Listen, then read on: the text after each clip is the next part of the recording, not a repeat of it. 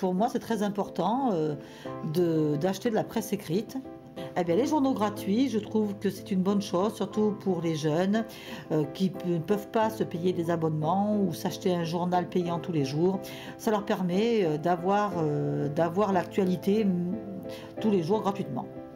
L'avantage du 20 minutes, c'est que c'est rapide, scindé, voilà, ça se lit en 5 minutes, quoi. Alors, ils ont un résumé d'une actualité succincte, vraiment succincte.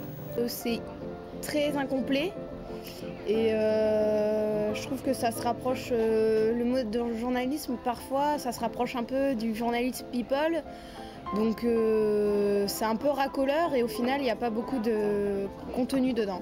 Mais de notre côté, je me demande aussi si ça ne va pas à terme mettre en difficulté la presse écrite payante, de même qu'Internet.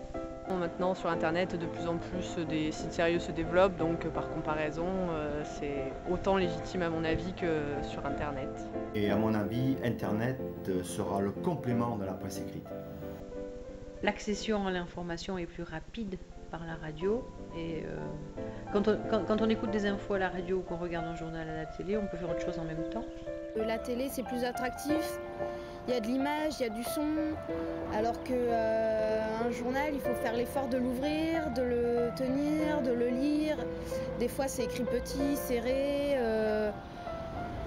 il n'y a pas de photos, donc je pense qu'à information identique, la télé a plus de chances d'être vue qu'un journal d'être lu.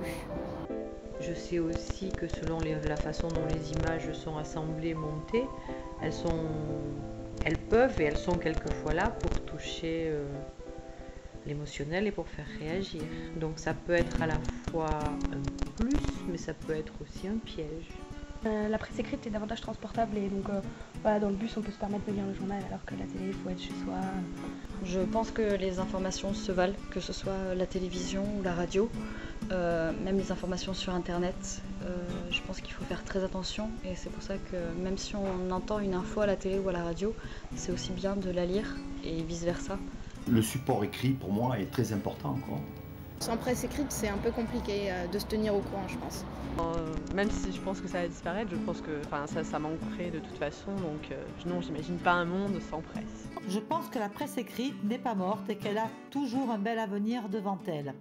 Je pense que la presse écrite ne se démodera jamais, puisque Internet c'est très bien, on peut trouver beaucoup d'informations, mais la presse écrite reste du papier et le plaisir de tourner des pages, d'avoir du papier, de lire, de revenir, je pense que ça reste quelque chose d'important et c'est quelque chose qui ne partira jamais.